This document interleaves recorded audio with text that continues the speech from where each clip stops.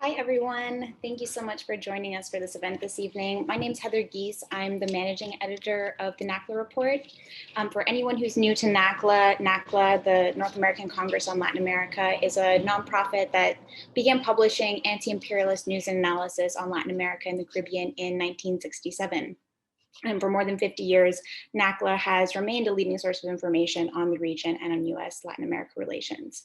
So if you don't already, you can follow our coverage at our website, nacla.org, and also subscribe to our print magazine, where we take a deep dive into issues in the region. So tonight we'll be discussing reporting from Mexico. We're so thrilled to have with us Vanessa Frigi, Lisbeth Hernandez, and Dawn Paley, who will be moderating. Shout out also to our interpreter, Alvin. Dawn Marie Paley is a journalist and researcher based in Puebla, Mexico. She's a columnist with La Jornada and edits an English newsletter for Pie de Página in Mexico City. Her books, Drug War Capitalism and Guerra Neoliberal, Desaparición y Búsqueda en el Norte de Mexico, encourage readers to consider violence in Mexico within the framework of social control and capitalist expansion. So once again, thank you everyone for joining us, and to Dawn and our participants for joining us this evening. Over to you, Dawn. Thank you so much, Heather. Thanks everybody for joining us this evening. So I'm going to introduce our panelists, who I'm super happy to be here with tonight.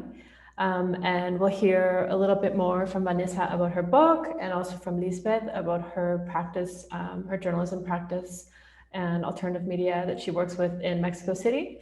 I have a few questions for the panelists, but I'd also really encourage folks who are listening through whatever channel to send in questions, and we'll have lots of time for Q&A at the end of the event. So I'd first like to start by introducing Vanessa and Lisbeth. Vanessa Frigi is an assistant professor of international studies at the University of Washington, and she's the author of Citizens of Scandal, Journalism, Secrecy, and the Politics of Reckoning in Mexico, which came out last year with Duke University Press.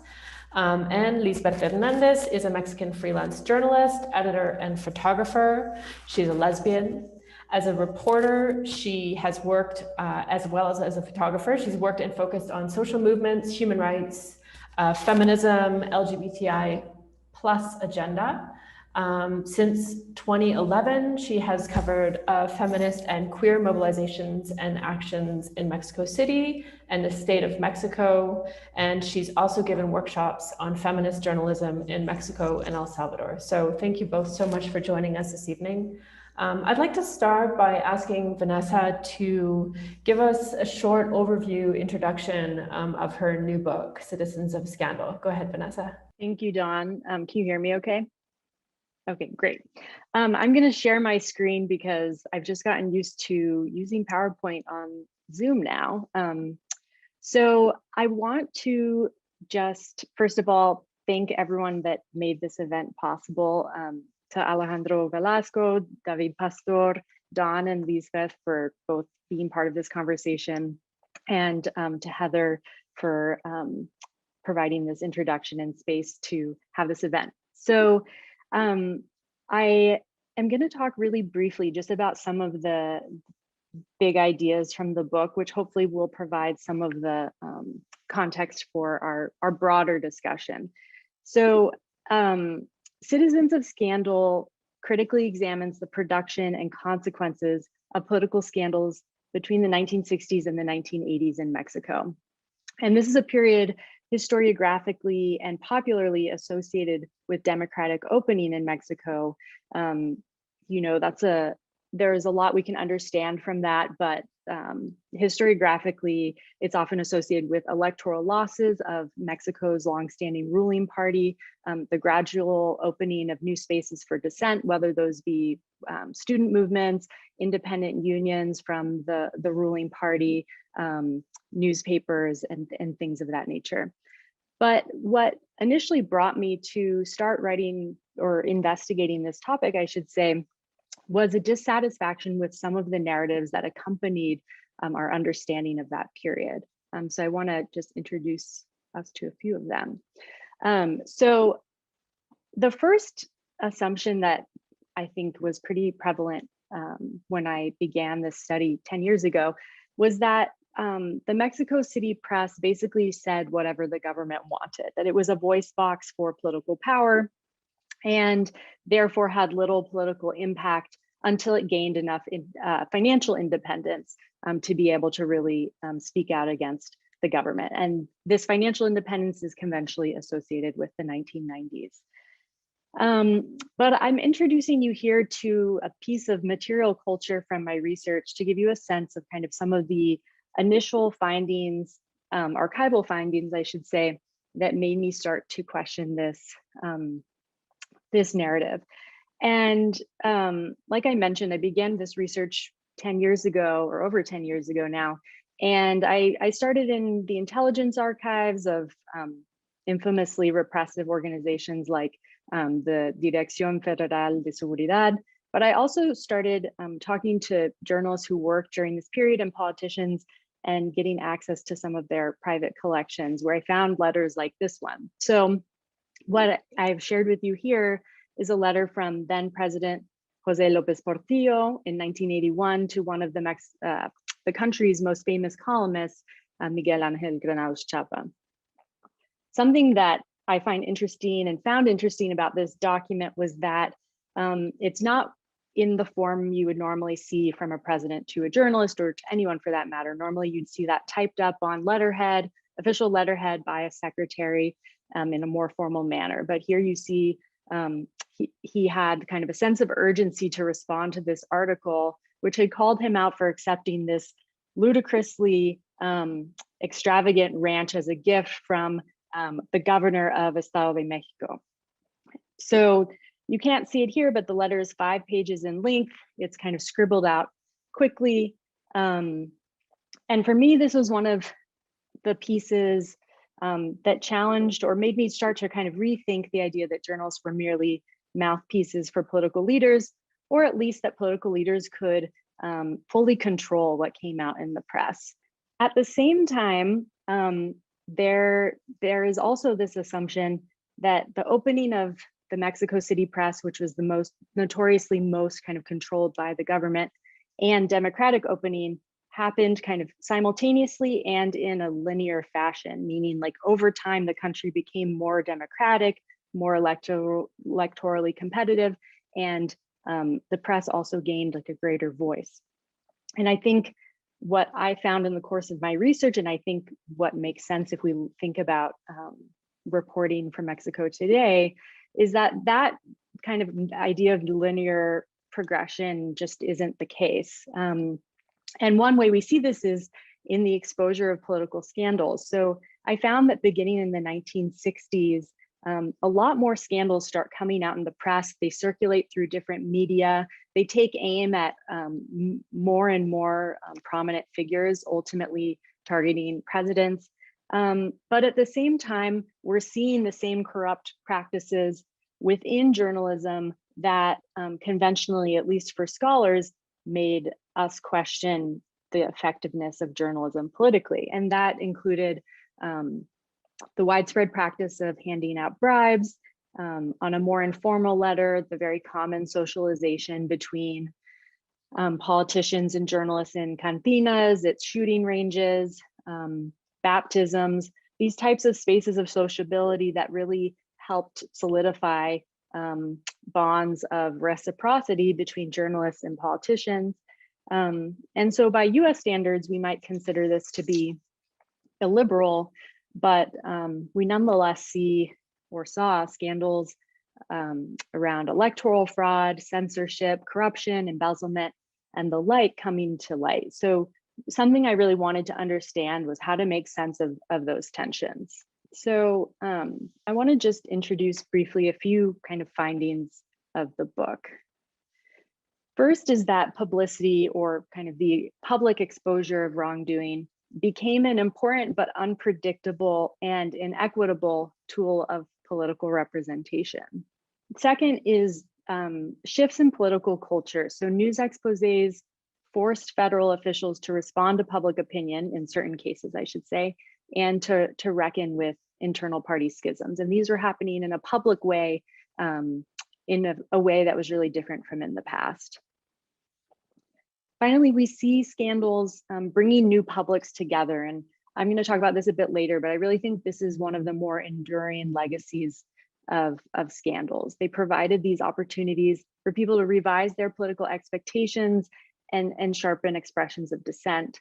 And then they provided lasting narratives that continued to be invoked years later, to the point where I argue that many of these narratives that we have historiographically of watershed moments in Mexico's democracy were actually furnished by the press, meaning at the moment that these events were happening, or even prior to them in anticipation of them, the press was saying, this is a watershed moment in democracy.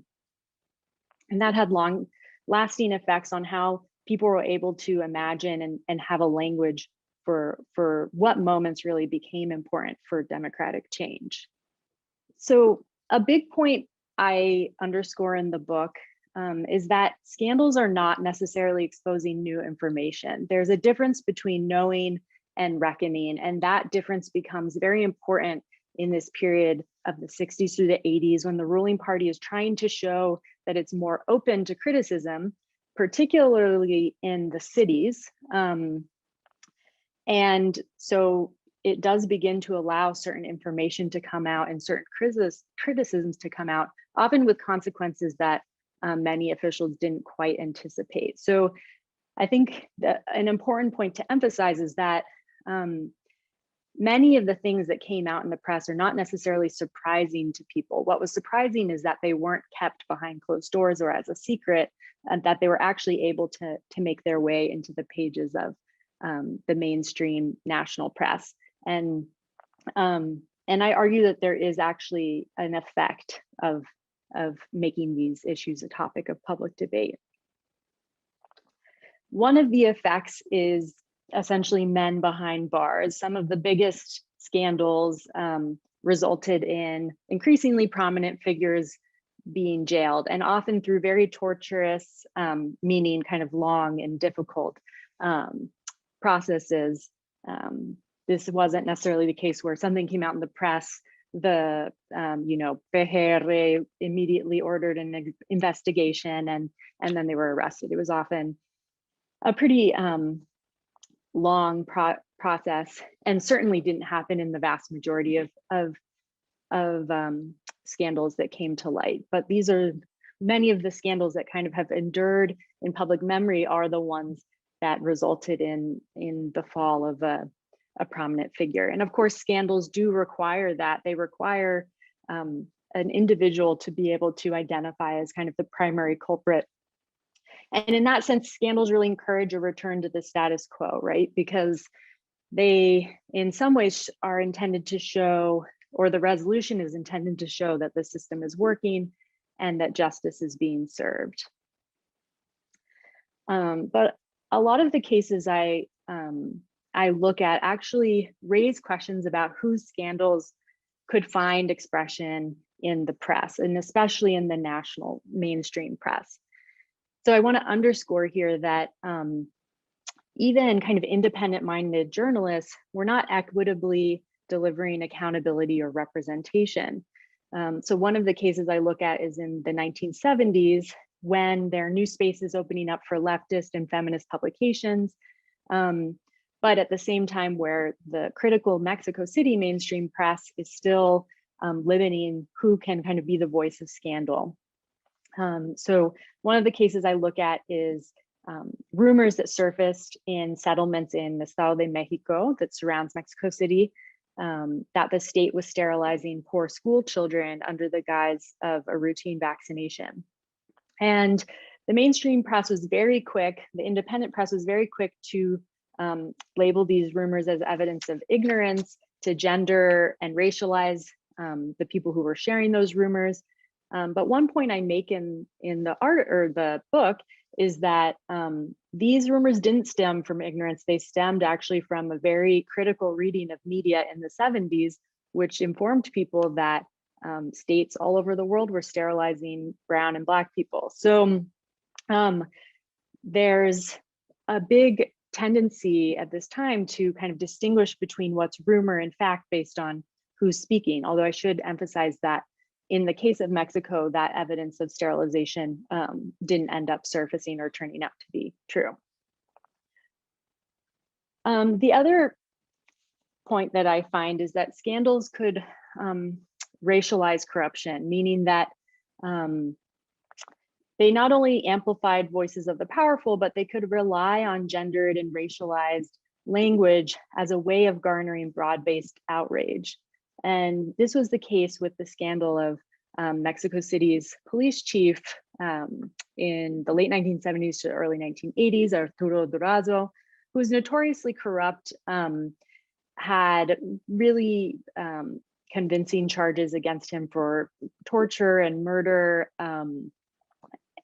This is not intended to be an apology for him in any way, but the way that this scandal ended up kind of exploding was through being discussed in a tell-all book by his bodyguard, and then which then was taken up by a number of comic books, and it circulated really widely. In a key way in which his corruption was kind of articulated was through a discussion of his lower class status and his presumably dark skin.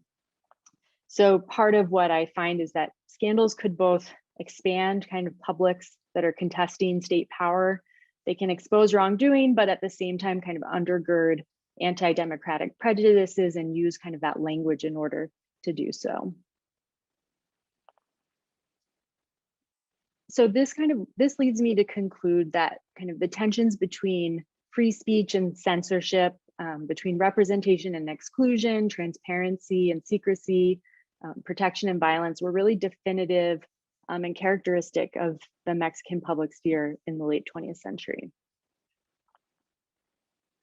And just as a way of concluding, I think maybe to draw our attention to the contemporary moment and thinking about the way scandals function today, I think it's clear that the political system in many ways has become more pluralistic and more competitive, in some ways more representative. The public sphere is certainly more diverse, and civil society is engaged. But we still see that there hasn't been a universal or equitable delivery of justice through scandal. But if there is a legacy that has remained durable, it's that scandals have brought together new publics and provided common ground in many cases for mobilization, as well as a way of remembering and providing a narrative for past wrongs. So with that, I'll conclude my introductory remarks and look forward to a broader conversation. Oh, thank you so much, Vanessa. I think you just did the impossible, which is you resumed your own book in less than 15 minutes, which honestly, I don't think I've ever been able to do. So I'd like to congratulate you on that, and really congratulate you on the book. It's super interesting. It was, I mean, obviously many of the themes that you touch on, well, the scandals, because they're scandals, are quite well known, but definitely through reading your book, it was like approaching them from a different angle, and especially from an angle that was critical in terms of having an analysis of how race is working, how class is working, how gender is working in approaching these different scandals from the lens of the media. So I found that extremely interesting in the reading. And another thing that just hit me is every chapter that I read, I thought, like, you could almost be talking about today in the sense that it's like, we're talking about vaccines and misinformation, the earthquake, which of course, Mexico had a couple of really bad new earthquakes over the past years, scandals within Pemex, the state oil company, urban poverty and urban violence. So it's like the issues that you talk about and discuss, and the way that you talk about how they were exposed in the media 40, 50 years ago, gives a really interesting light as well through which to interpret ongoing events.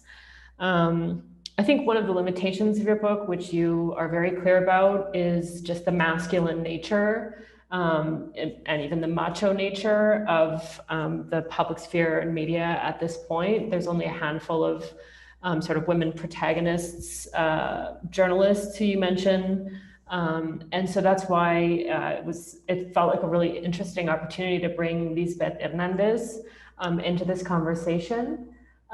because Lisbeth represents a kind of journalism, not only the practice of journalism and her writing, but also collaborating with independent media. So she's a co-founder of Caja Negra in Mexico City, self-identified queer person specializing in covering feminism, women's struggles, trans and queer struggles, is a piece that we don't get exposed to through Citizens of Scandal. So I'm so happy to have Lisbeth here with us. And I'd like to, bueno, voy a cambiar al español un ratito. Quisiera pues expresar mi enorme gusto de tenerte aquí con nosotros, Lisbeth. Y pues quisiera preguntarte si podrías compartir con la gente que nos está oyendo un poquito de tu trayectoria, de tu trabajo como periodista y lo que hace Caja Negra, y pues también si quisieras exponer o compartir algunas reflexiones sobre la lectura del libro de Vanessa. Adelante. Bueno, pues muchísimas gracias a Dawn, a Vanessa por la invitación, a todas las personas que están conectadas, escuchando esta charla. Debo decir que me cuesta un poco de trabajo cuando me piden hablar de mí, de mi trayectoria, porque de repente para mí lo más relevante pues son las historias que cuento, que abordo, y que de alguna manera pues también han ido transformándome a nivel profesional y también personal, pero también a partir del trabajo sobre grupos y mujeres autodenominadas y no feministas, pues también creo que es importante recapitular de pronto desde dónde venimos. Y entonces lo que yo quiero hacer en estos minutos es hablar un poco desde dónde sitúo mi práctica periodística. Y creo que debo ser muy franca al decir que lo primero que me viene a la mente cuando me piden hablar de mi trayectoria es también hablar de todas las preguntas que me he hecho desde que me dio por hacer periodismo, de decir que siempre me he movido a partir de preguntas, de inquietudes y también de mucha queja, ¿no? O sea, debo decir que además de lo que Vanessa ya delineó en estos minutos, el periodismo en mi país, en México, pues no siempre ha sido una cosa con la que yo esté tranquila o contenta, sino todo lo contrario. Más bien, muchas veces para mí ha sido muy problemático pensar en cómo se ha construido el periodismo como práctica, como oficio y también como industria a partir de sus esquemas, ¿no? De empresas propiamente y de también el sistema independiente freelance que se ha generado sobre todo en la última década y media más o menos. Entonces parto de eso, de las dudas, las inquietudes y de decir que mi práctica inició pues como una manera de decir que quería demostrar que otras maneras de hacer periodismo eran posibles, no porque me sintiera particularmente especial, sino porque sentía que necesitaba un periodismo que pudiera ofrecer una perspectiva mucho más horizontal y más comunitaria, por llamarla de alguna forma, porque y aquí introduzco algunas cosas que me llamaron la atención del trabajo de Vanessa, es que el retrato del periodismo en México va muy ligado a un retrato de un sistema político, económico, patriarcal, ¿no? Que se ha afincado de una manera pues muy vertical, muy desigual, ¿no? Que ha sido más cercana a grupos políticos, ¿no? A grupos empresariales, a intereses que no son necesariamente los que la mayor parte de la población tenemos, en términos de interés informativo, en términos de diversidad, en términos de heterogeneidad, de intereses, de regiones, de problemáticas. Entonces, mucho tiempo el periodismo, como estuvo, las empresas periodísticas, como estuvieron muy de la mano de la consolidación del PRI en el poder, de todo el aparato burocrático, político y de operación, pues digamos que fue más cercana y estuvo más interesada en tener relaciones con funcionarios, actores, digamos, reconocidos en ese sentido antes que con la población y lo que les preocupaba, ¿no? La población, y yo lo sentía así como lectora adolescente, joven, que mucho de lo que veía en los periódicos no me interpelaba directamente o me parecía muy distante o sentía que no me hablaba a mí. Entonces, a partir de eso es que empecé como a decir, bueno, creo que otras cosas se pueden hacer. En ese momento, pues yo estaba iniciando la universidad y de esa inquietud vino también la idea de proponer algo, también yendo un poco a contracorriente de lo que nos habían enseñado hasta ese momento. Yo me formé siempre en instituciones públicas, pero me chocaba un poco el discurso de que nos teníamos que formar para integrarnos a las redacciones de ciertas empresas, y que solamente eso nos daba un estatus como periodistas. Eso me generaba mucho conflicto. Y entonces fui de la idea de crear algo de cero.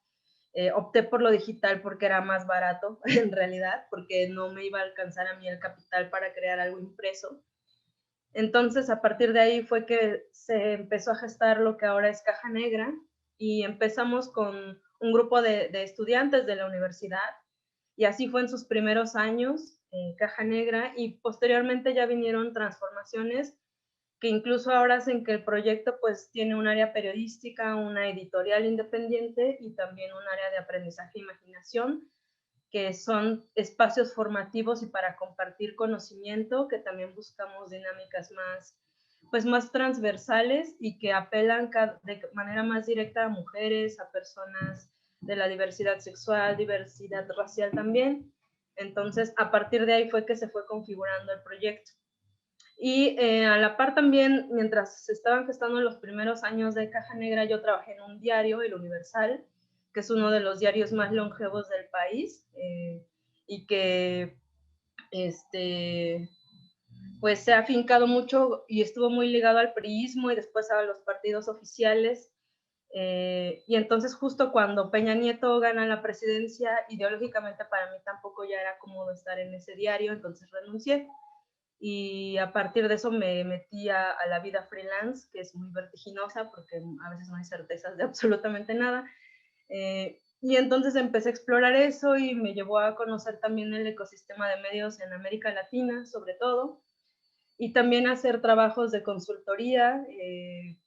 Y entonces he podido estar como en varios niveles del periodismo, desde estar en un diario, tener un paso muy leve por una agencia informativa, estar en un espacio independiente, estar completamente fuera de la dinámica y después volver, ¿no? A insertarme de alguna forma desde mi práctica, sobre todo cubriendo las manifestaciones de las mujeres, y gestionando pues de alguna manera mi trabajo aparte, ¿no? También como una cosa a la que yo sigo y otra lo que hacemos en Caja. Y eso me ha permitido justamente entender, sobre todo también porque a mí me tocó hacer un seguimiento del movimiento Yo Soy 132 y ver también la incidencia que tuvo en la democratización de los medios, en que fueran más variados, en que ya no hubiera solo la voz como de integrantes de un solo partido. Entonces, me tocó ver eso, digamos, siendo parte de ese momento. Y ahora creo que estamos en otro que se vuelve muy interesante porque por fortuna en los últimos años lo que hemos visto es que también hay una proliferación de medios independientes en otros estados del país, lo cual para mí es súper importante porque también es fundamental descentralizar el periodismo y que las compañeras, sobre todo enfatizo en las compañeras de otros estados, pues puedan ejercer el periodismo y que les prestemos atención, porque no, México es un país demasiado grande como para pretender que desde el centro podemos abarcar todo. Y creo que el periodismo regional y con los ejemplos que hay llevados de la mano o encabezados por compañeras periodistas, están dándonos ahora otras cosas muy importantes, ¿no? Una visión distinta también desde las narrativas, pero también de formas de construir esas redacciones, porque algo que también me hizo pensar mucho el trabajo de Vanessa es cómo la presencia masculina y los esquemas y las dinámicas masculinas pues tenían una forma de ser y la vivíamos varias cuando iniciamos, bueno, cuando a mí me tocó iniciar, que nos decían que teníamos que lidiar con jefes que nos gritaran o que si éramos hipersensibles no nos podíamos dedicar las mujeres al periodismo, o que si queríamos ser fotógrafas o camarógrafas y somos menos fuertes corporalmente, entonces no podíamos hacerlo. Y pues la verdad es que no es así, o sea, cada vez más estamos viendo a compañeras que están haciendo distintos proyectos, que se están alejando de muchas cosas y muchas prácticas, y que ahora estos conceptos claves del trabajo de Vanessa van cobrando otro sentido, tanto los escándalos, como los rumores, como cómo se explica la corrupción, que por supuesto continúa siendo un gran problema en el país. Entonces eso es algo que me parece que es relevante. Y como les decía al principio, ya para ir cerrando como esta primera intervención, creo que si de algo sirve hablar de mi práctica, es como para dar cuenta de lo que he notado y que es algo que no he construido sola, sino también en una conversación cada vez más amplia con otras compañeras, con compañeras que me antecedieron y que siguen ahí compartiéndonos información, formación, y con compañeras más nuevas que se están integrando a los medios o que están proponiendo otras cosas o que siguen cuestionando. Entonces, para mí, todo este camino seguirá siendo también de preguntas, creo yo, y también de manifestar inconformidades y de decir no a ciertos procesos o no a ciertas formas ya pues muy enquistadas de contar las cosas. Creo que también en términos de cobertura política, hace falta cada vez más también otro tipo de narrativa periodística, ¿no? Porque creo que ya hay lugares comunes tan afianzados que a las personas ya es más fácil construir un meme que entender una problemática sobre las implicaciones que tienen las decisiones que toman los funcionarios desde el nivel más bajo hasta el presidente, ¿no?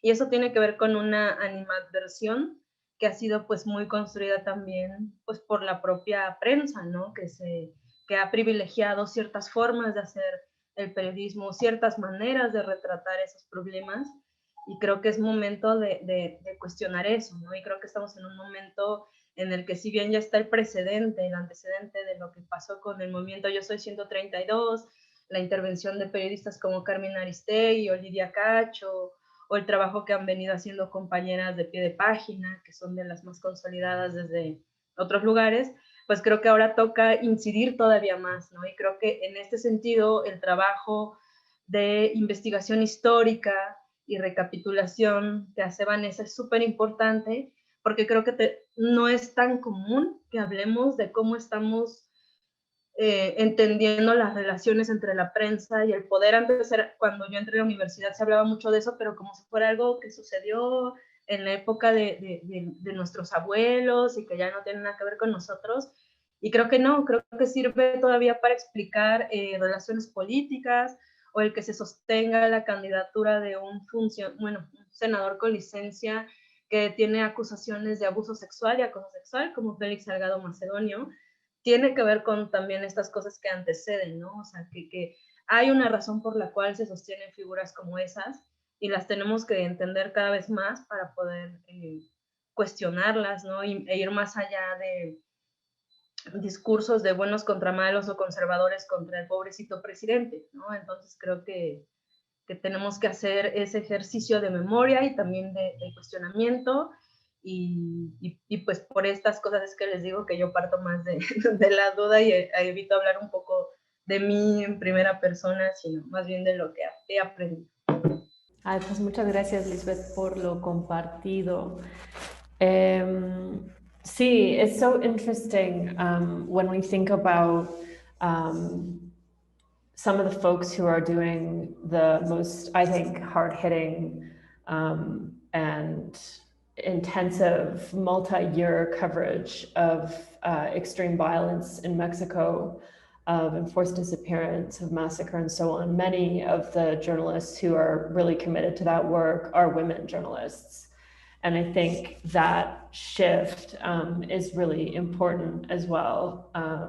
Not to say that there aren't men that are doing it, but really I think women are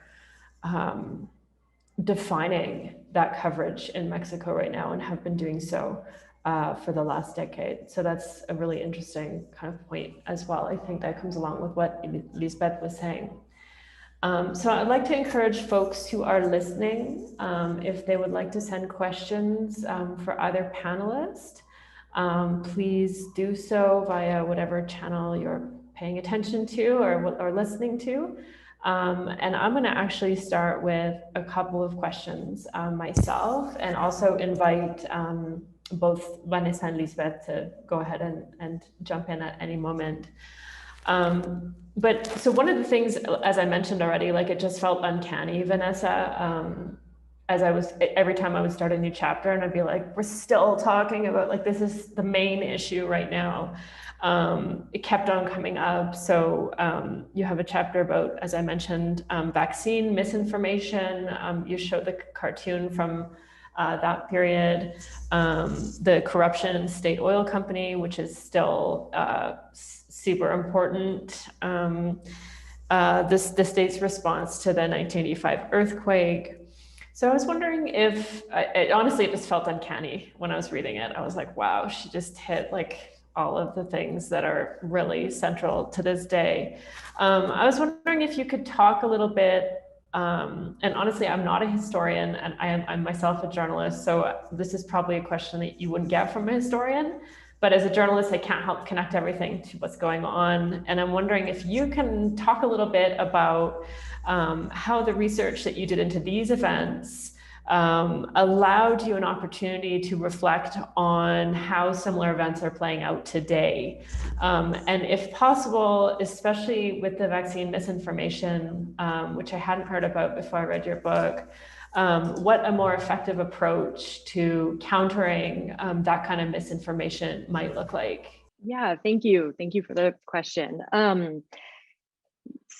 It's been really interesting because I think it's actually been in kind of the last 5 years I've really felt the uncanny nature of some of the repeated events. I mean, you can't, the fact that the earthquake in 2017 occurred on the exact same day as in 1985, of course, was really uncanny.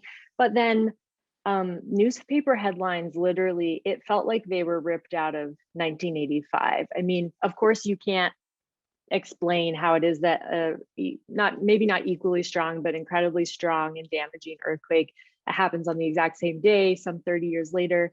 But I think the narratives that came out of 1985, particularly from leftist newspapers like La Jornada, that was probably the most influential voice, at least in the print media during that earthquake.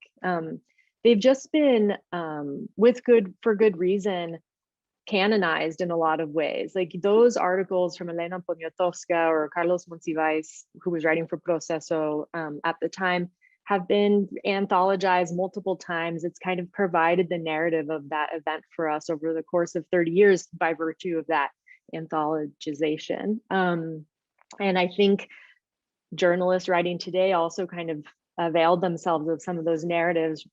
Of course, they were helped by the fact that people did turn out in the streets and kind of engage in the same activities that they had in 85 that became so well known, like people mobilizing in neighborhood groups to move the wreckage in the absence of effective state assistance, also took place in 2017. And I think, some of those narratives were therefore repeated in some of the same ways, but also some of the manipulation was repeated. So in 85, the massive media conglomeration or broadcaster Televisa was rumored to be staging scenes of assistance as a way of kind of creating or amplifying the spectacle for viewers and emphasizing kind of the heroism of state rescuers.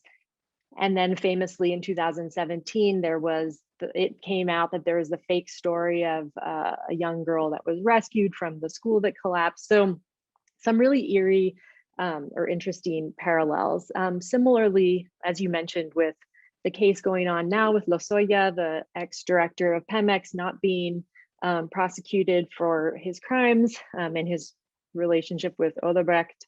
To me, when I try to think about what's changed, of course, so much has changed. But at the same time, like you said, some of these narratives and some of these cases of corruption seem so similar. The thing that I think is different in the case of Pemex now is in the period I'm looking at in the 1970s, it was shocking that the former director of Pemex was arrested and went to prison. There were all sorts of theories for why it was that it happened, you know, but I think now state inaction in the face of a lot of evidence is more of a litmus test for or against a commitment to anti-corruption in a way that I just don't think it was before. But I think you're absolutely right that kind of these cases of corruption and their linkage to particular industries or events is really has remained the same. In regard to the vaccine rumors, in terms of what could be learned potentially in combating misinformation, I really found myself when I was thinking, I guess for those who are watching and aren't familiar, in 1974, in kind of the poorest areas surrounding Mexico City, there was a rumor that the state was vaccinating and targeting poor children for vaccination as part of its family planning campaign that was underway at the time.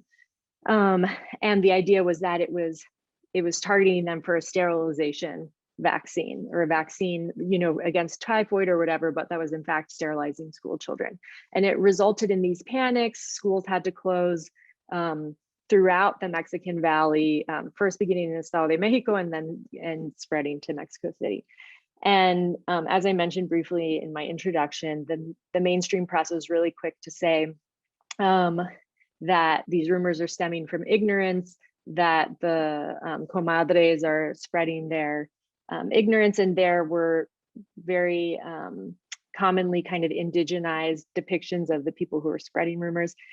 And I was kind of trapped, or I found myself in a difficult position trying to describe or make sense of this event, because on the one hand, in the end, there wasn't evidence of sterilization, but as I was reconstructing the story, it was very clear that journalists in many cases assumed something was a rumor because of who it came from. And then I'm fairly certain were themselves spreading other rumors or stories that I don't think were confirmed based on who they were getting it from. So it was more of a lesson of how scandals could be constructed or kind of silenced at this moment. And in particular in a newspaper that was becoming known for its independence at the time. But I think in terms of how to address it, what made the rumor so compelling at the time was that it spoke to really real concerns that the state was capable of that kind of violence. And I think you can't combat that kind of misinformation if you can't address the problem of the state being capable of that kind of violence and people having real fears. And then alongside that, for the reasons that Lisbeth mentioned, people also not feeling that they can trust the information that's given to them either by the government or by the press. So the way these rumors were spread, in addition to by word of mouth, was through flyers that were being handed out through the neighborhood, reproduced on mimeographs, and it became a huge source of controversy to try to understand who it was that, you know, what middle-class person had access to this technology and was writing these flyers and handing them out. So that's what the government and the press became concerned with, like who's behind it.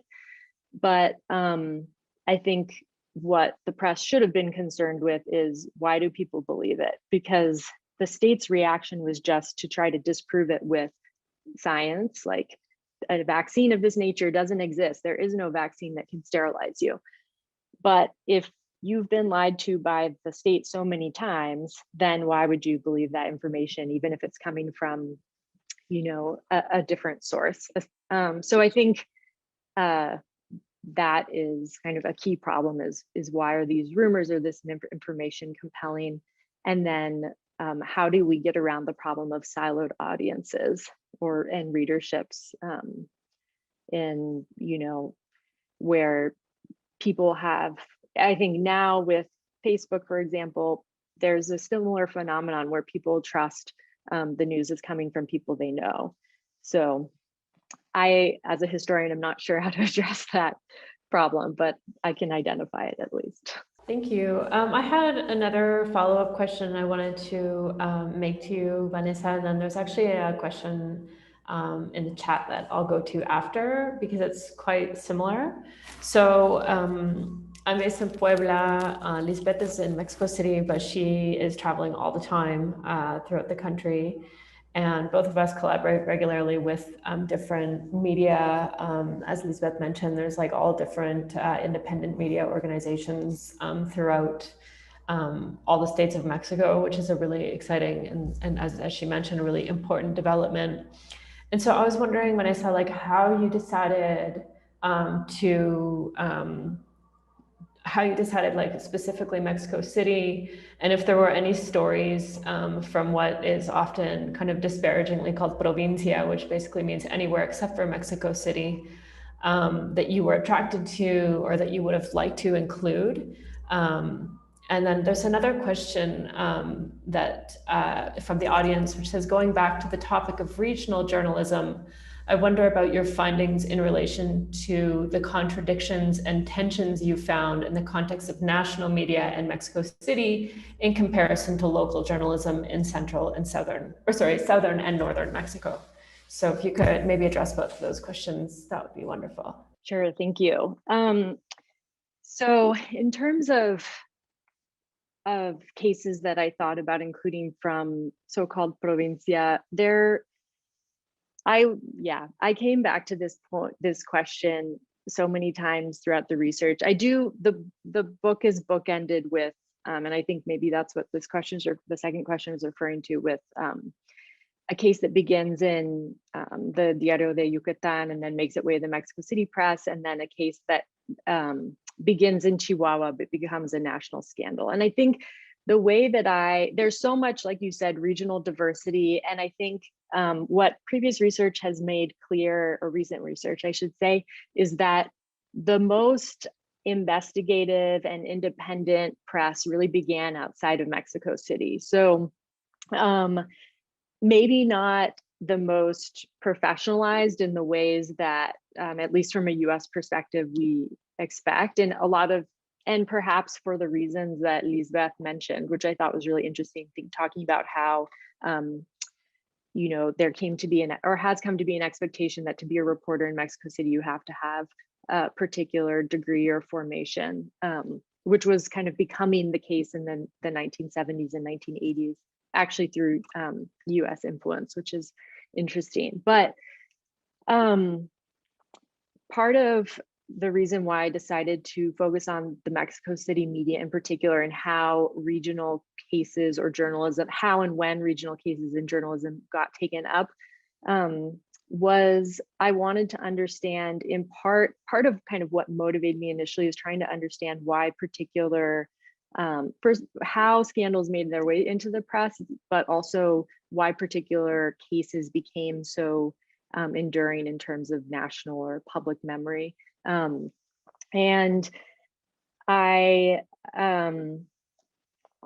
it was also a reflection of the reality that I think, like Lisbeth mentioned as well, journalism has been so centered in the capital. I mean, if you think about almost all of the broadcasters and channels were centered in Mexico City, and the kind of raw material they'd send out to their broadcasters around the country was kind of produced in Mexico City.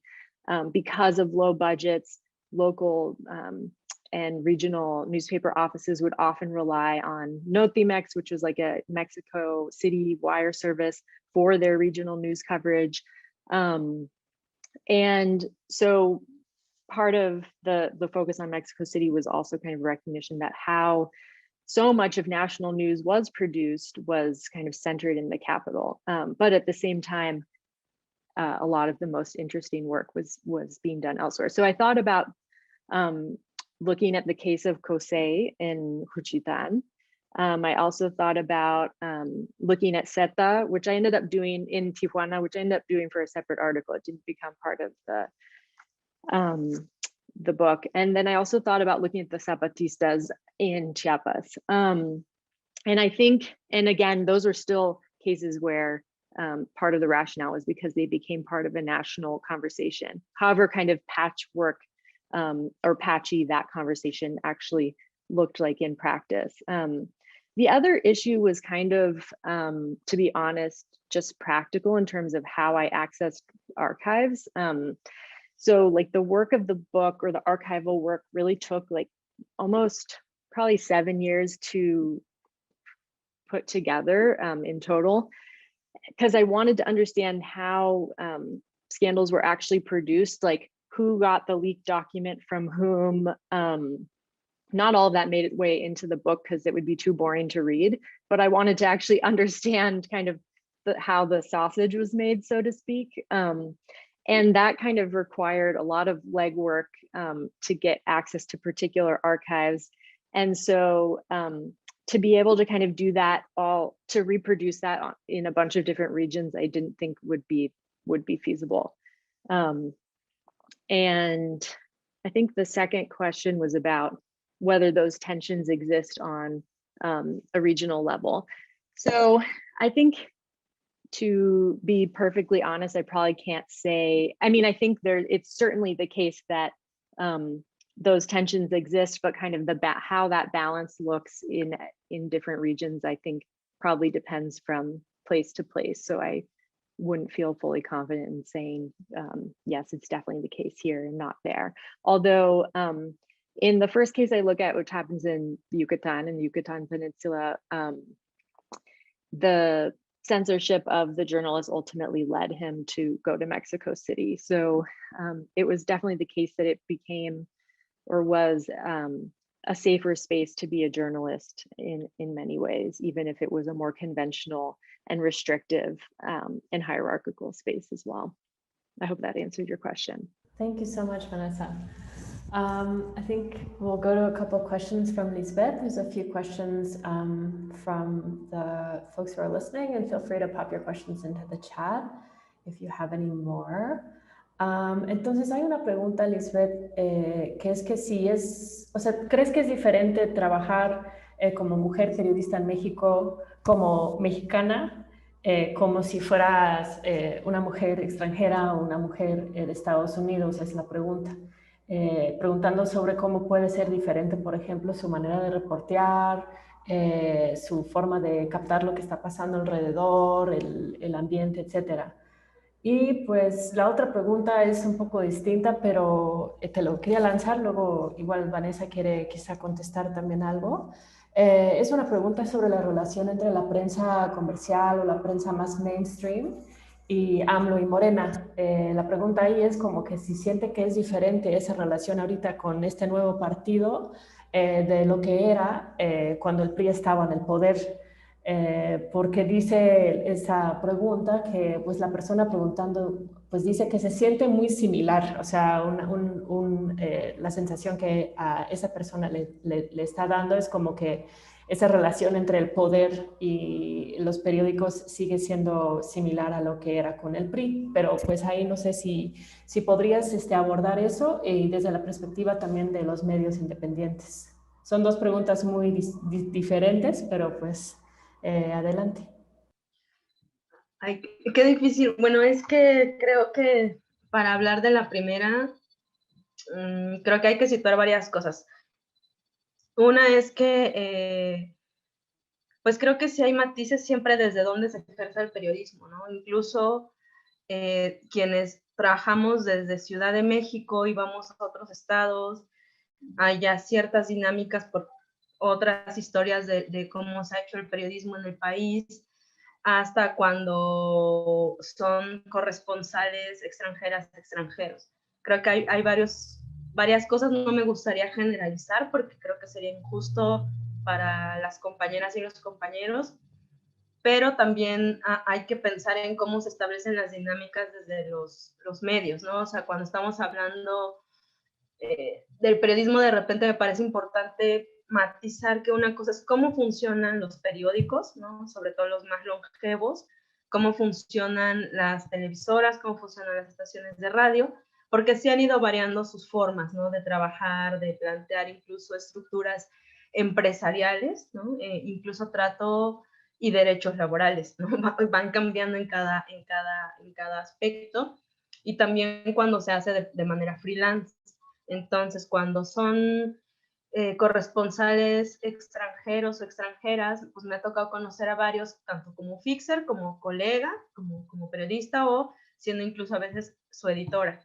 Entonces me ha tocado una variedad pues amplia, ¿no? De compañeras y compañeros, que hay quienes se dan un tiempo antes para estar ya sea en cierto estado o en el país antes de animarse a hacer una historia, o hay quienes vienen de manera súper intermitente solo para hacer un texto o una serie fotográfica o un documental, un corto documental, hasta quienes ya se quedan a trabajar pues y a vivir aquí, ¿no? O sea, creo que no es la misma experiencia y los niveles de aproximación son bien variados. Hay quienes también se dan mucho la oportunidad como de explorar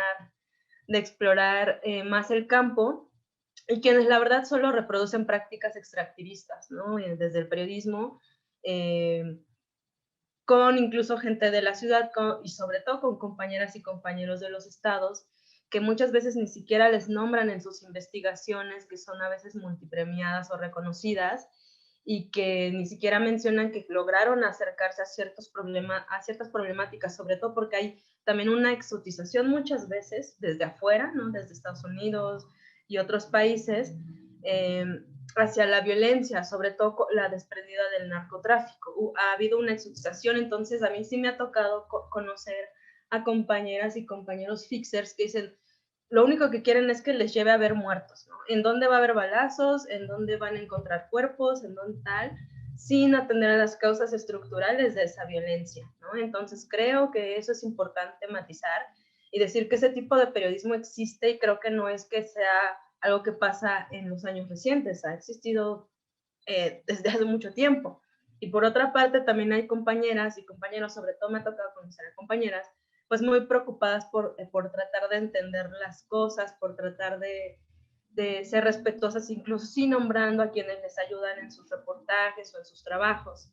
Entonces creo que hay niveles distintos en los que se van haciendo estas cosas, y creo que también tiene que ver en algún punto con cómo nos situamos nosotras y nosotros como periodistas que somos del país, porque a veces también hay una cosa que permea y atraviesa el periodismo, que es que en México todavía tenemos unas estructuras muy racistas, ¿no? Y muy clasistas, y entonces a veces dentro del mismo país hay una invisibilización del trabajo de compañeras y compañeros de otros estados, ¿no?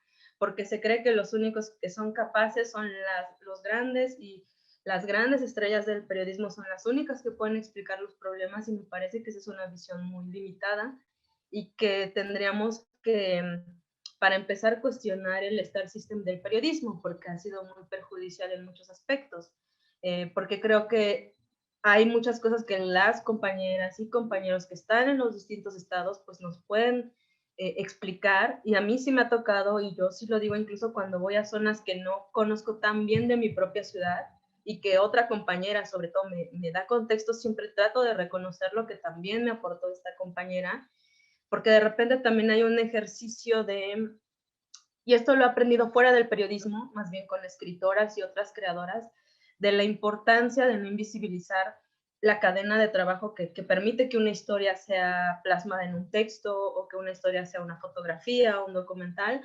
porque las y los periodistas no sabemos absolutamente todo. Bueno, al menos yo no pretendo saber todo, y ignoro muchas cosas y pregunto mucho, ¿no? Entonces, esas preguntas y estas cosas no podrían funcionar si no hubiera compañeras y compañeros que las responden o que nos ayudan a entenderla. Entonces, creo que gradualmente se han ido cuestionando más estas prácticas, ¿no? Tanto las que llegan a ser muy extractivistas como las que también son de mucha, ¿cómo llamarlo?, pleitesía hacia las compañeras y compañeros extranjeros. A mí también me parece problemático que, por ejemplo, cuando un problema en el país, un tema, llega al diario, y no es nada contra el medio, pero sale en el país, pareciera que es la gran revelación, cuando son cosas que ya, por ejemplo, han trabajado en otros medios con menos alcance, y que una dice, pues es que no es que hayan hecho el gran descubrimiento, es que tiene un estatus distinto, y entonces cuestionamos también esas dinámicas, ¿no? O que hay una legitimidad si sale en tal o cual espacio. Creo que es importante también que le demos un lugar al ejercicio periodístico que se está haciendo en otros lugares, en otros espacios. Y de aquí me salto un poquito a la pregunta que hacen sobre AMLO, Morena, la relación con la prensa. Creo que se ha ido reconfigurando de varias formas, aunque creo que es innegable y por supuesto que al gobierno y a sus simpatizantes dirían que soy una vendida, pero sí creo que hay dinámicas que AMLO se formó en el priismo, ¿no? Entonces hay cosas que son inherentes o están también en su forma de comprender la política, ¿no? De comprender la dinámica con los medios. Entonces creo que hay ahí también cosas que se tienen que cuestionar. Creo que también, por ejemplo, es alguien que le gusta tener el absoluto control, de ahí que desde que era desde cuando fue jefe de gobierno de la Ciudad de México también hacía sus mañaneras, y es algo que ahora continúa como presidente, y hay un interés en ser quien lleve la agenda pública, quien, sea con polémica o no, pero siempre la determina también él. Entonces creo que la relación ha sido... sí tiene algunos elementos de lo que han sido las relaciones con el PRI o con el PAN, y otra creo que también tiene que ver con que ha puesto las mismas mañaneras a las compañeras y compañeros que van, pues luego los somete a un escarnio público muy tremendo, ¿no? Porque de repente da espacio para que se acerquen personas que ni siquiera sabemos de dónde salieron y ahora resulta que son periodistas, y hay ataques a compañeras y compañeros cuando se llegan a hacer cuestionamientos más duros, ¿no? Y eso ha hecho que incluso a nivel de compañeras y compañeras pues haya diálogos de qué hacemos, estamos más sobre la mira, se ha cuestionado mucho y lo ha metido en el mismo saco a toda la prensa, cuando yo creo que no somos iguales por muchas cosas, ni por infraestructura, ni por ideología, ni por práctica.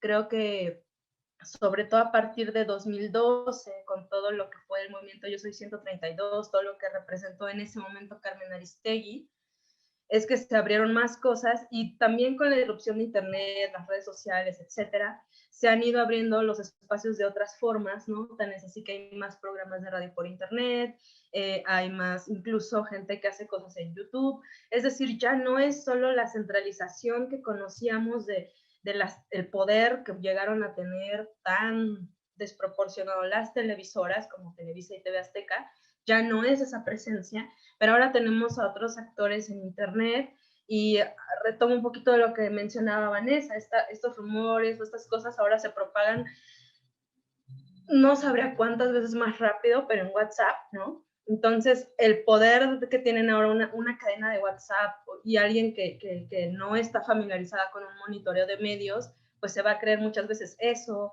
o no va a contrastar, o ya no tiene los referentes que tenía antes, porque incluso en esta administración la propia Aristegui muchas veces ha sido también pues muy cuestionada, ¿no? Por traicionar a AMLO, cuando me parece pues absurdo. Un periodista no tendría por qué traicionar o no a alguien en el poder, puesto que nuestro trabajo no es complacer al funcionario, al mandatario en turno, porque pues ahí estaríamos mal, y ya lo vimos en las décadas del mayor poder priista, ¿no? O sea, la pleitesía que tenían conductores de noticieros televisivos, pues era apabullante, y eso se ha ido cuestionando, pero ahora también hay otras formas en las que se transmite la información.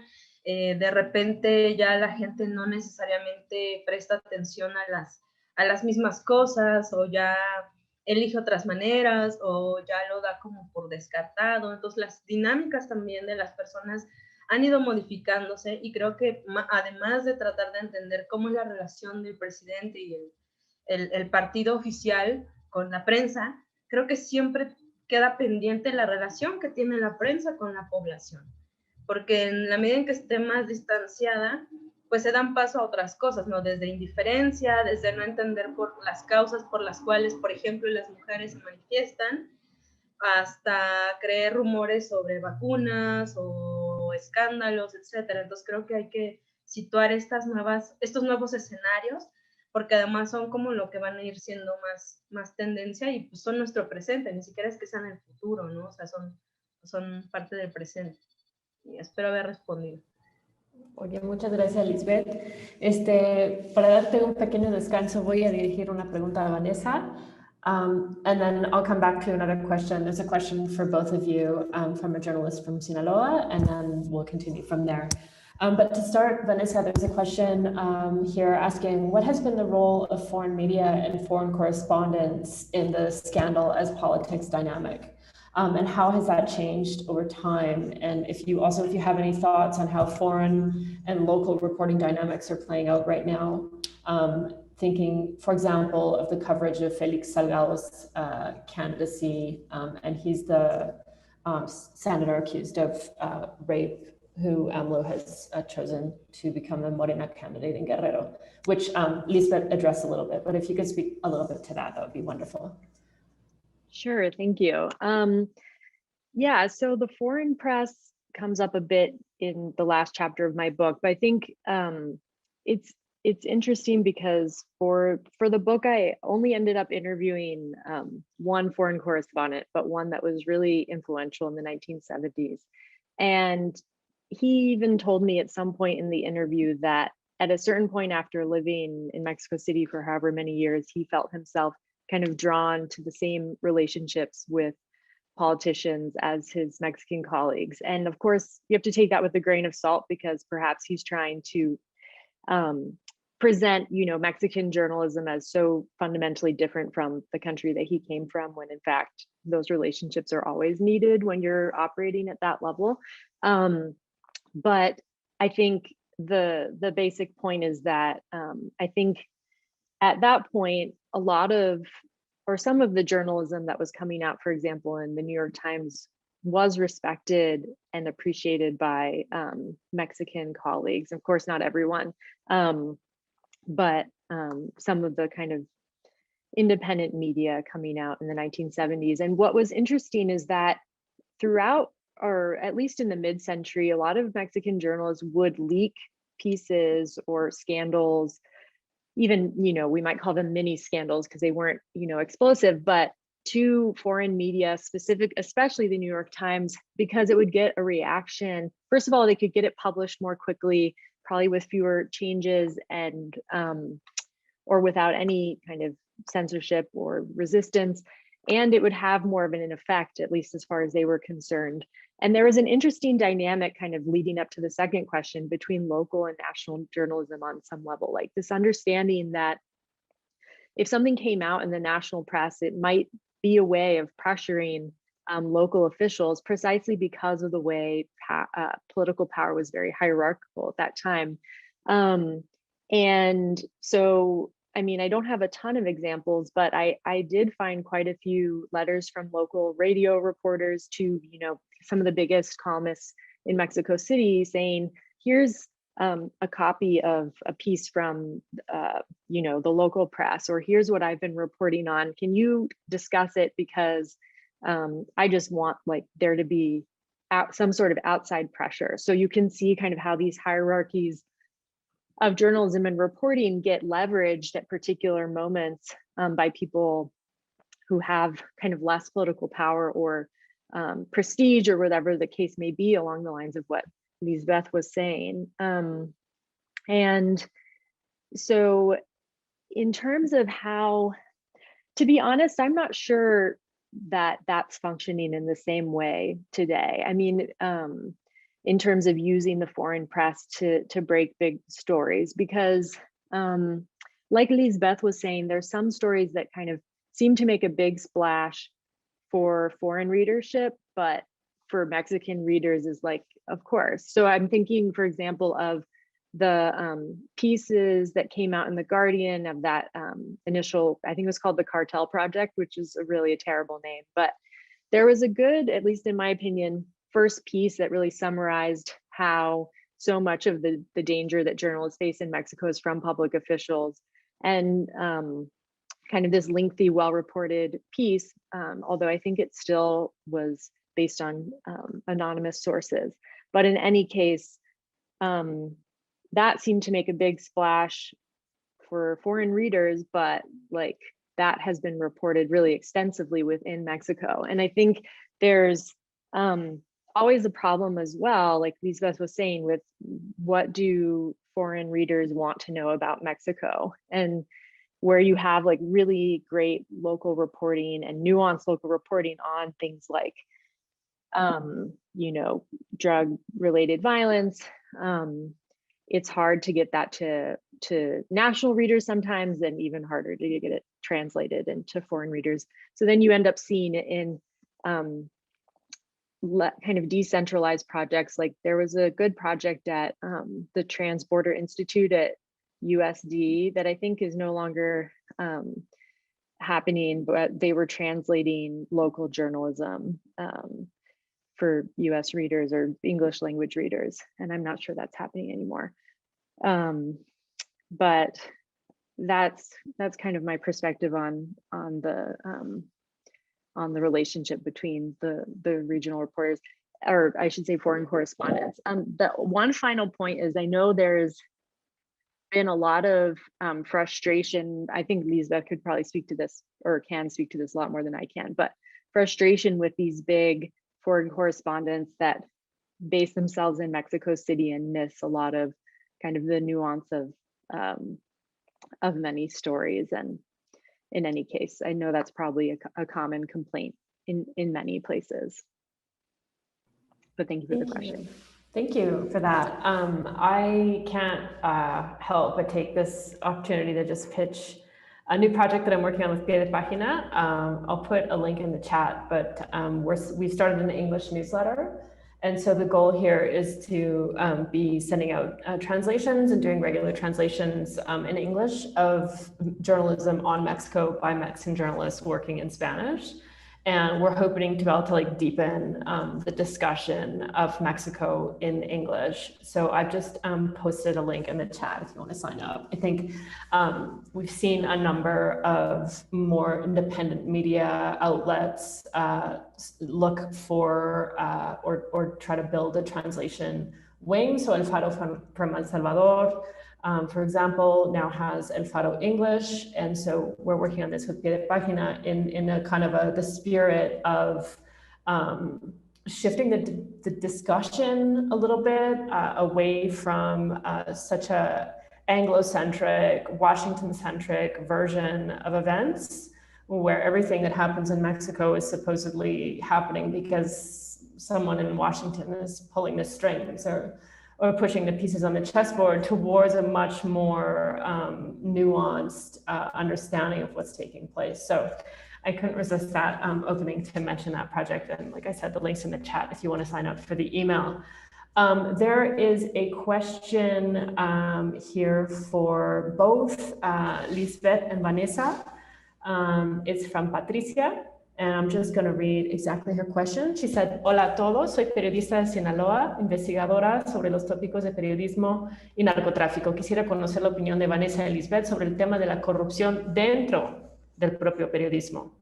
No sé, Lisbeth, si quieres, si tienes alguna reflexión al respecto. O...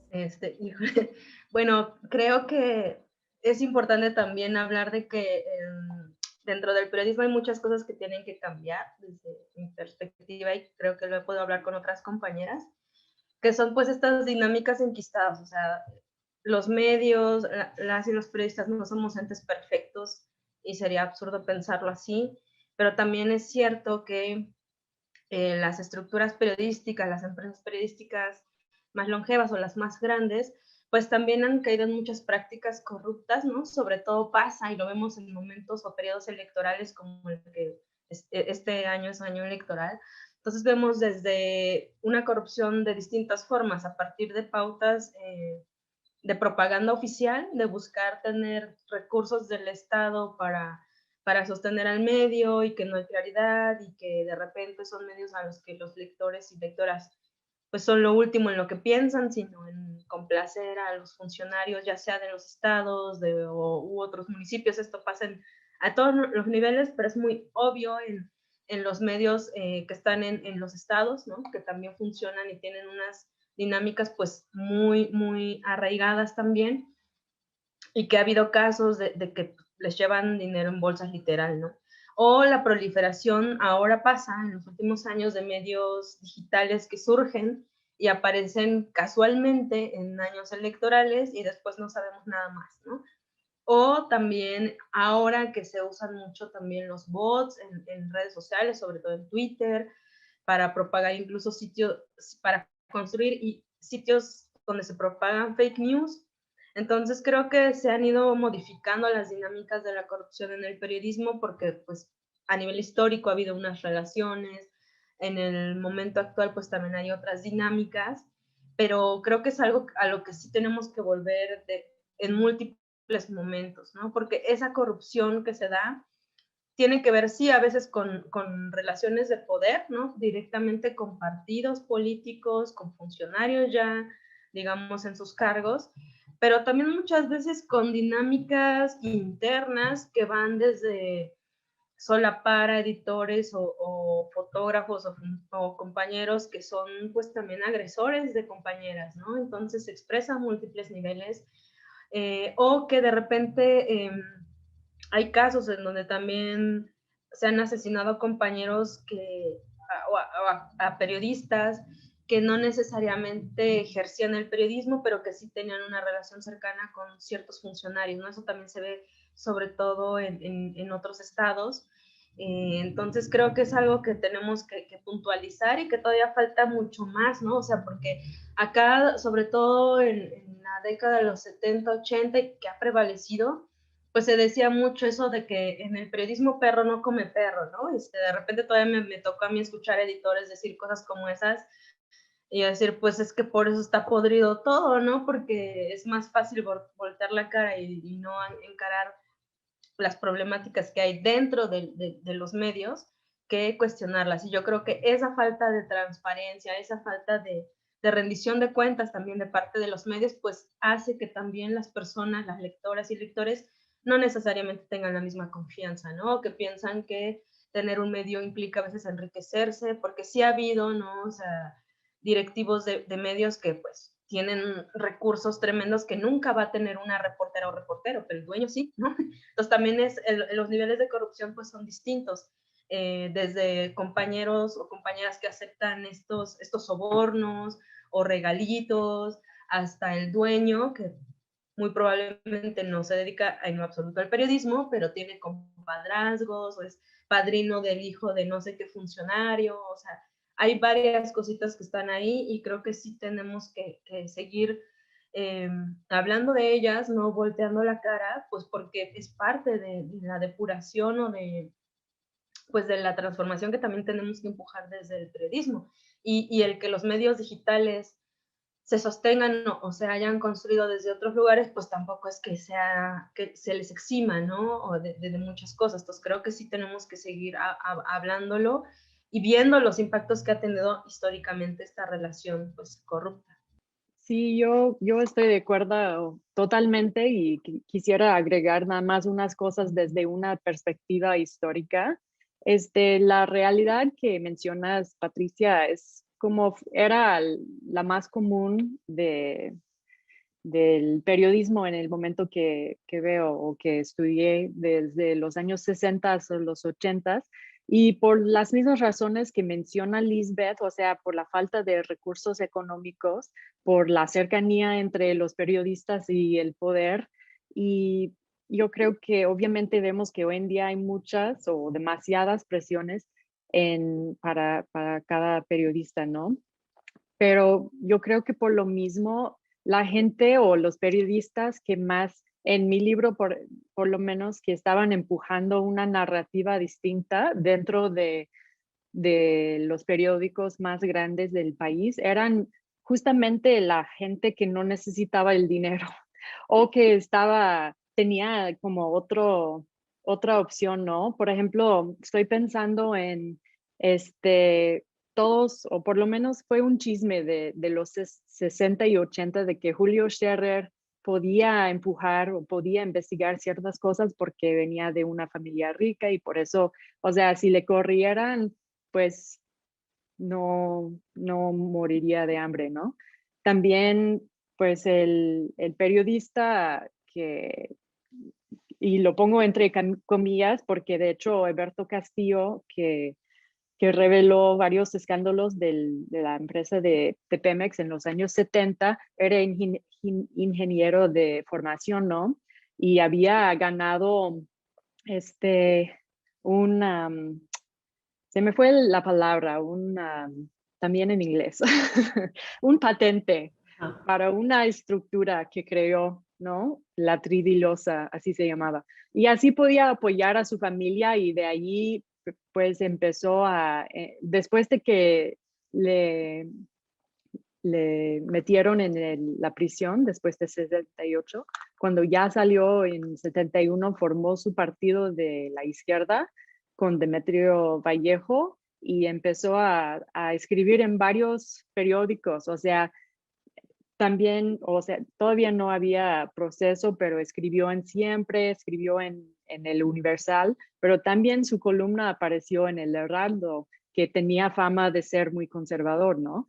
Entonces, pero yo digo que él podía hacer eso justamente porque no tenía que buscar su salario de un periódico, no tenía que pedir o recibir el embute de que los demás tenían que pedir o recibir cada mes, ¿no?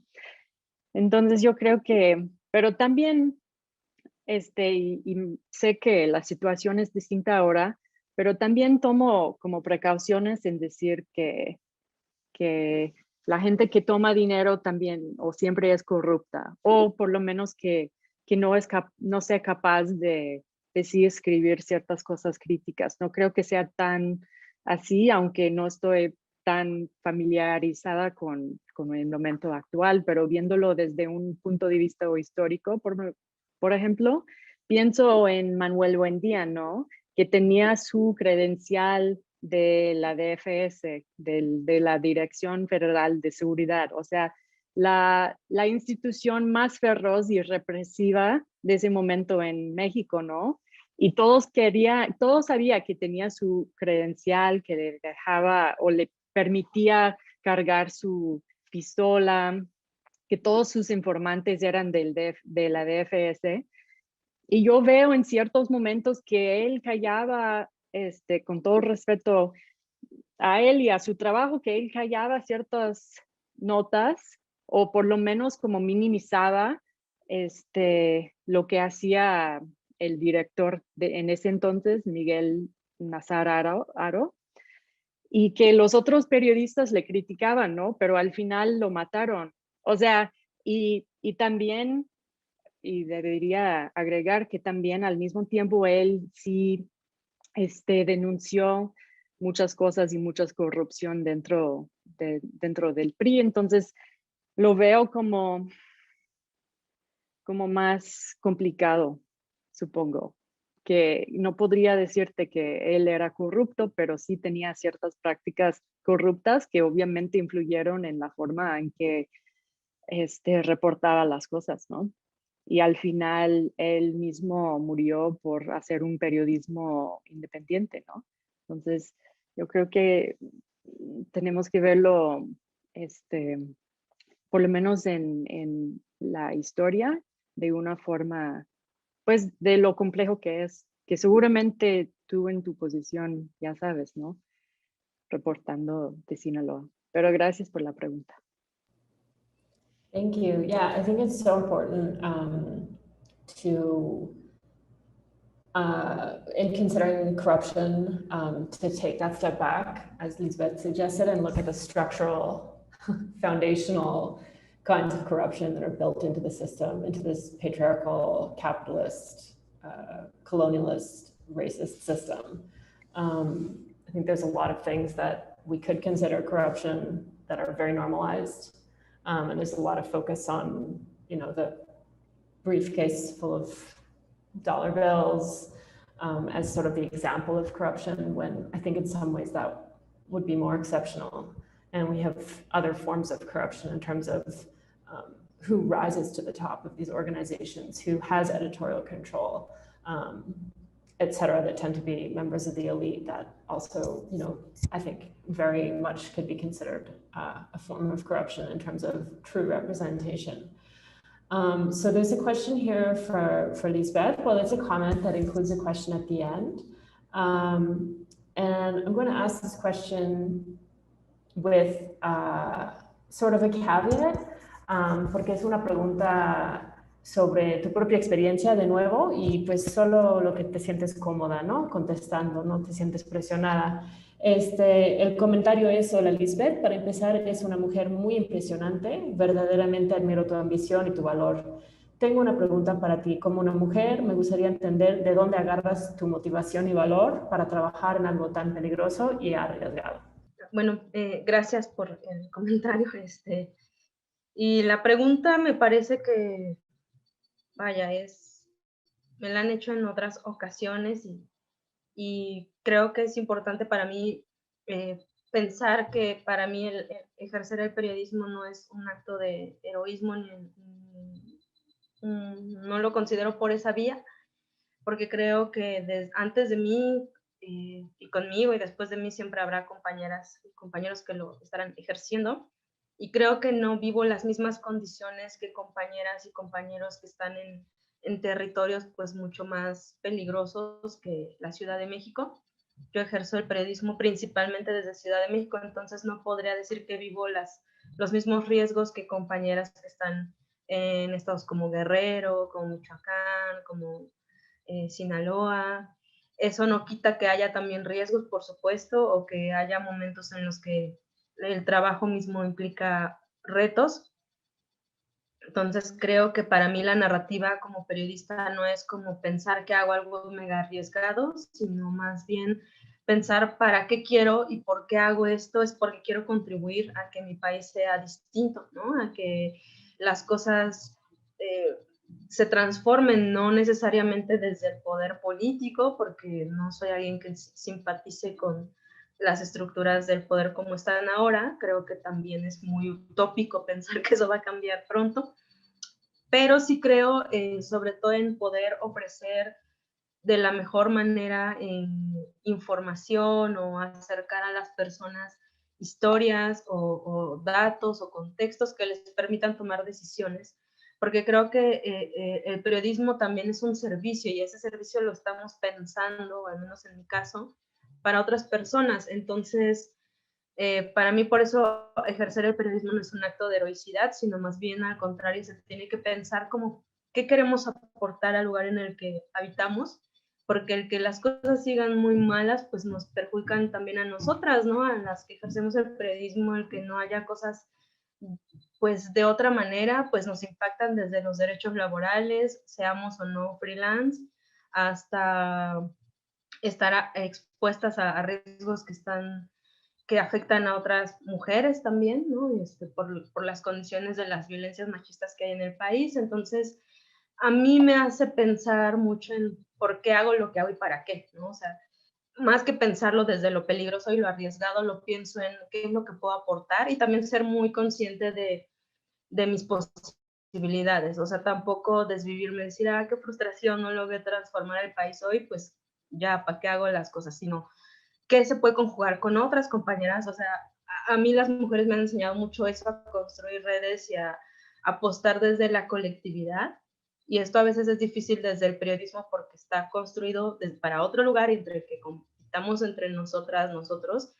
Y para mí cada vez es más fácil o mejor salirme de esa ruta porque no es con la que me identifico. Entonces pienso en eso que se puede aportar construyendo redes con compañeras, sobre todo, y ofrecer otras alternativas, ¿no? Y otras narrativas y otras cosas desde el periodismo. Y lo que me motiva es eso, que se puedan construir otras opciones, incluso quitarle el tufo de heroicidad al periodismo me parece importante porque eso nos va a permitir acercarnos más a las personas que ejercen otras profesiones o que viven la vida de otra forma, para que también vean que hay otras maneras de comunicar las cosas, ¿no? Entonces, en la medida en que también el periodista o la periodista es el héroe, la heroína, el que sufre más que las personas, a veces me parece que eso aleja, ¿no? Y entonces, a mí no me interesa esa narrativa periodística, me interesa construir otras porque creo que las hay posibles y sobre todo que les dan otro lugar a las personas, ¿no? Como para poder dialogar y proponer otras formas de vida. y lo que me da valor, a veces no lo sé, quizá mi propia adrenalina también a veces, para andar afuera o que soy muy inquieta. Creo que no podría dedicarme a esto si fuera pues más tranquila en ciertos aspectos. La inquietud, o sea, para mí más que pensar, como decían, peligro o riesgo, es que soy muy inquieta, entonces necesito estar moviéndome, buscando formas, parando, preguntándome cosas, cuestionando el periodismo, mi propia forma de hacer periodismo, de verlo. Entonces eso o sea, y más que ambiciones, aspiro a aportar algo de cosas que están construyendo también otras personas desde otros espacios, no necesariamente periodísticos, ¿no? O sea, creo que las y los periodistas tendríamos que ser capaces de dialogar con personas que no se dedican al periodismo para salir un poco de las burbujas en las que a veces estamos. Muchas gracias. Pues yo también admiro mucho tu trabajo, Lisbeth, y quisiera pues pedirte como para empezar a ir cerrando, todavía hay algunas otras preguntas, pero quisiera pedirte que si podrías explicar un poquito más el trabajo de Caja Negra, cuáles son las historias que están realmente ahorita dando cobertura, porque es un proyecto multifacético, ¿no? Y muy interesante y creo que muchos de los que ahorita están aquí con nosotros quizá no conocen a Caja Negra, entonces quisiera pedirte como que una pequeña pues, reseña o síntesis de lo que ustedes hacen. Bueno, Caja Negra es un proyecto que inició como un proyecto periodístico universitario, con historias, pues sí, más de jóvenes, más cercanas a una vida de universitarias y universitarios, y gradualmente se fue transformando. Empezamos a hacer otro tipo de periodismo más amplio, siempre cercano al periodismo de largo aliento, historias más crónicas, aspiramos a hacer documentales, y se ha ido transformando. La verdad es que ha habido muchas influencias de cosas externas para lo que es el proyecto, y en 2018 dimos un paso como al vacío, como editorial independiente, y nos fue muy bien, y entonces se consolidó como otra área, y en el año pasado decidimos también ampliar la propuesta para crear espacios de intercambio de conocimiento. De hecho, lanzamos recientemente una apuesta de clases abiertas, por ejemplo, que es donde mujeres de distintos ámbitos de la academia pueden dar a conocer sus proyectos, porque justamente creo que las maneras de construir las dinámicas del periodismo no pueden limitarse ya solamente a los grandes reportajes, a los documentales, sino que podemos explorar otras maneras de vincularnos. Y siendo también muy sincera, ha habido muchos momentos en donde replanteamos mucho. O sea, estas preguntas o estos cuestionamientos que lanzo hacia lo que no me gusta del periodismo, por supuesto que también lo debatimos al interior de Caja. Y ahorita estamos en un momento en el que estamos priorizando actividades que nos permitan nuestra sostenibilidad, porque también Caja Negra es un proyecto un poco sui generis, porque es un proyecto autogestivo que ya tiene más de 10 años, que de repente me preguntan cómo le haces, pues por necesidad, en realidad, y por complicidad de otras personas. Pero ahorita también ya estamos en un momento en el que, por ejemplo, para mí, desde como periodista, es importante pensar en qué economía necesita el periodismo para seguir vigente, para seguir de pie, y que no dependa de esquemas donde hay que buscar dinero del Estado a través de propaganda oficial o de anunciantes tradicionales, empresas las que sean, o de fondos de filantropía, porque creo que a veces termina siendo una dependencia. Y lo que hemos venido dialogando muchísimo es buscar esas opciones dentro de la economía feminista y las economías solidarias, porque creo que también eso que mencionaba Dawn hace rato, o sea, si es un sistema donde sabemos cómo es el capitalismo, el clasismo y lo patriarcal, pues seguir construyendo a partir de esos esquemas, pues a mí me parece ya como un desgaste, y creo que tenemos que imaginar otras formas de sostener el periodismo, y para mí ahorita, por lo menos por ahora, las opciones más interesantes o que me resuenan más, pues vienen justo desde la economía feminista, donde lo que importa es sostener la vida, y que hablemos de sostener la vida desde el periodismo, pues no es lo más común, porque casi siempre te dicen, pues a mí dime cuántos clics tienes, cuántos periódicos vendes, cuántas fotos vendiste desde tu agencia, y es otra lógica, ¿no? Y está bien, y qué bueno que les funcione, pero para mí, para la vida que yo quiero sostener, pues no es por ahí. Entonces, estamos haciendo ese experimento y tengo la fortuna de que compañeras que están en caja como aliadas, como coordinadoras también,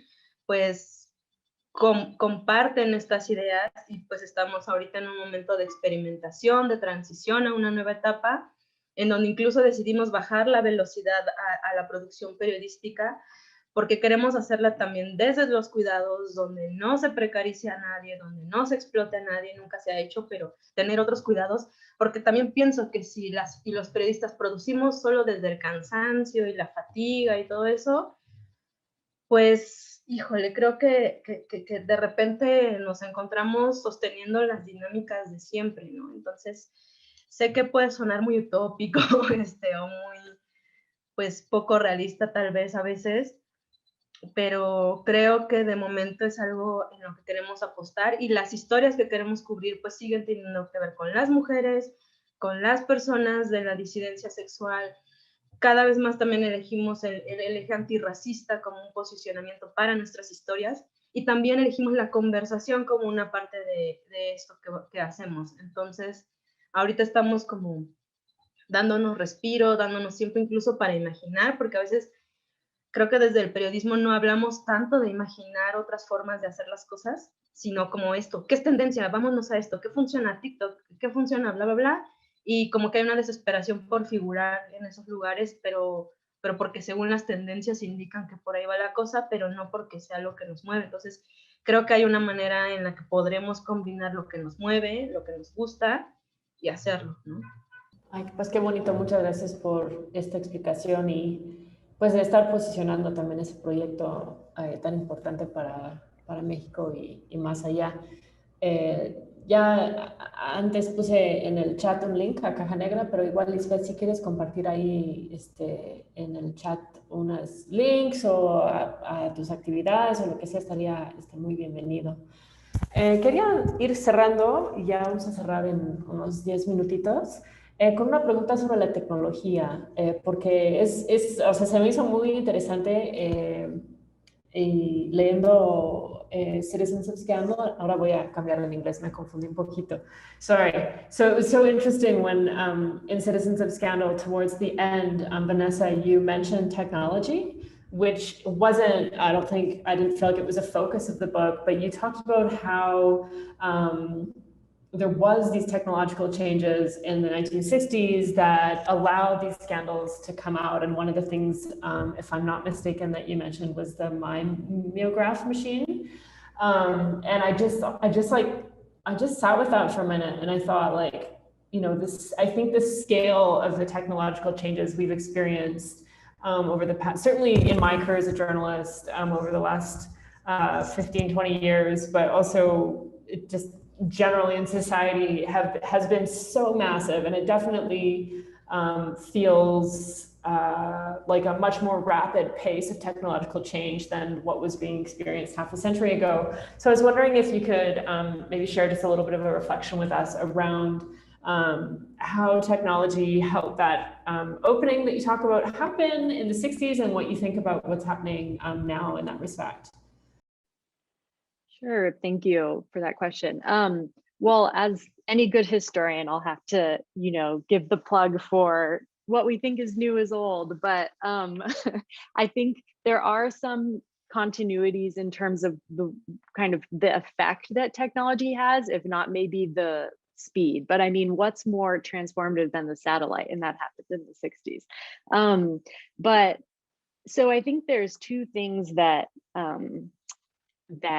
new technologies really did, both on like the more material kind of small scale that you mentioned with the mimeograph machine, and then with something like a satellite. But I'm thinking of like how these new technologies both created all of this hope and expectation that there would be greater transparency, and then especially towards the end of the century, obviously this really kind of idealistic expectation that they would become, this really like create horizontal communication in a way that was never possible before, democratize media in a way that maybe not in the exact way that Lisbeth was describing, but in a way that hadn't been imagined before with the internet. And then at the same time, even in the 60s, like these new technologies are generating so much suspicion about who is behind, about what can be known, because we don't know who is we don't see the person doing the producing the same way that we would have before. So I guess first to the suspicions, I'll try to be quick because I know we're ending soon. But in the 60s, things like recording devices that are obviously huge tools of journalists, but in the case I was looking at with Oscar Lewis, a tool of an ethnographer too, became like the source of a lot of controversy, because there was, you know, people who were not sympathetic to the findings about urban poverty, and specifically that they were coming from a US American scholar, and said, oh, well, the recordings are invented. Like, even if we can listen to this testimony of, you know, urban poverty and neglect and things like that, we don't know who actually said it. We don't have proof of that, right? At the same time, with these mimeographed flyers, there's the same question, like they're signed, but how do we know that that signature is accurate? On the other side, and then obviously with social media now, like that question has become amplified to a much greater extent, like thinking about, like you both have mentioned, the role of bots, or even foreign governments hacking in, or you know, stories being planted and things like that. These kind of technological concerns become expanded even further, and this suspicion. And I think even if we think about the platforms that these technologies are on, like Facebook has 3 billion users around the world, and the majority of them are not based in the United States. The majority are in the global South. So just thinking about even kind of the scale on which these platforms are concentrated geographically in terms of kind of management, and dispersed throughout the world in terms of users. At the same time, like I think from, or at least in the period I'm looking at forward, these technologies offer this idea of transparency, like using the Xerox machine to copy leaked documents from the government and then reproducing them in a text or in an article to prove that they were actually in the journalist's possession, which was very powerful against government officials whose first line of defense was denial, right? And similarly now, there is still this idea of like the fidelity of mechanical reproduction, right? Like if you have a cell phone, you can capture some of the most horrific acts of violence in real time. And that's why we have George Floyd, or protests against the murder of George Floyd, for example.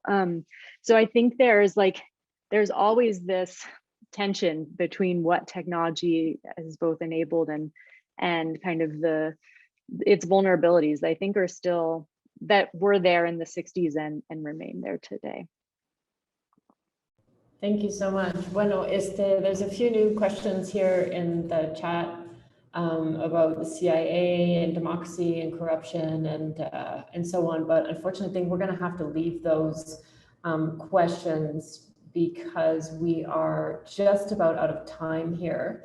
I just wanted to ask Lisbeth if she had any final thoughts just around technology and how Caja Negra, or how she's using technology, just in the last couple minutes we have here. Bueno, creo que respecto a la tecnología, pues Caja surge como un medio digital. La editorial que tenemos, apelamos a la soberanía digital también, al copyleft, a la descarga libre, a justamente también la extensión del espacio virtual como algo que no se da por hecho, como que ya es una garantía. Cuando surge Internet se pensaba que era wow, el terreno de la democracia y todo muy lindo, pero no podemos perder de vista que Internet pertenece ya a corporativos y que hay un Internet corporativo, y al mismo tiempo se han venido gestando proyectos desde servidores de Internet que vienen desde otros espacios o que tienen otras configuraciones u otras ambiciones. Entonces, para mí creo que es importante pensar que también Internet y la tecnología no son cosas abstractas y lejanas, sino que las tenemos que comprender y cómo las queremos habitar, cómo queremos usarlas, cómo queremos comprender la forma en que estamos ahí, desde el uso de nuestros datos hasta las posibilidades, si bien hay cosas pues muy problemáticas que van desde las cosas como las fake news o los temas que tienen que ver con privacidad, o que están delimitadas, justo hay un Internet corporativo, que es lo que prevalece, ¿no? Con las redes que conocemos, los buscadores que conocemos y demás. También creo que hay una cosa muy interesante que se tiene que apuntalar y que tiene que ver también, o al menos a mí me ha llegado más, desde la potencia del Internet feminista y rehabitar Internet desde otros espacios, ¿no? Porque hemos visto también las expresiones de la violencia digital que son extensiones de otro tipo de violencias pues muy patriarcales. Entonces creo que también es importante pensar esto y qué papel tienen en el periodismo, ¿no? Cómo también hay cosas que están condicionando el quehacer de compañeras y compañeros, sobre todo compañeras, con la violencia hacia las mujeres en línea, ¿no?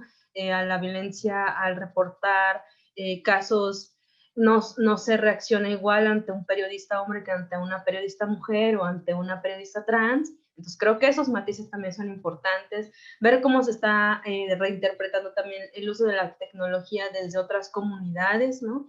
Desde gente que no, pues no sé, que piensa también desde otros lugares territorialmente y geográficamente, y creo que por ahí hay cosas que pueden ser súper relevantes para nuestras prácticas y para las historias que hacemos, y para dinámicas también, ¿no? De vinculación con las personas, más allá de si triunfamos o no en las redes ya conocidas y mencionadas, como buscar otras narrativas y otras maneras de que la tecnología sea de otro uso, y creo que hay proyectos muy interesantes en América Latina que pueden ser como de ejemplos, ¿no? Entonces creo que por ahí también hay una relevancia de crear alianzas, ¿no? Creativas con proyectos, con programadoras, con otro tipo de personas, ¿no? Más allá del periodismo, que se ha usado un poco en el periodismo de datos, visualización y demás, pero es que se puede trascender eso. Entonces creo que es una cosa que hay que seguir pues empujando, y también pensar que también tenemos derecho a habitar Internet, y no solo como ciudadanas, sino también como periodistas, y aprovechar lo que nos da. Vale, pues muchísimas gracias. Vuelvo a agradecer mucho a Lisbeth y Vanessa, a Olvin, realmente por su súper trabajo de intérprete, que no es fácil 2 horas así. Entonces, muchísimas gracias, Olvin. Y bueno, voy a dar la última palabra a Heather. Hi, everyone. I just want to quickly say thank you so much. Thank you for everyone who spent your time with us this evening. We've now been attending events on Zoom for 1 year, so we're really grateful that people have still decided to tune into this excellent event. Thank you so much to Dawn for excellent moderation and moving very seamlessly between languages. Of course, thank you, Vanessa and Lisbeth, for your incredible insights. This conversation has been really fascinating, and I think it's great we've ended on technology with a lot for us to chew on. And yes, thank you, Olvin. It is quite a feat to be doing the interpretation for 2 hours, so thank you so much for that. I also just want to finally thank our co-sponsor, the Center for Latin American and Caribbean Studies at NYU. So once again, thank you everyone so much for joining us. We hope to see you soon.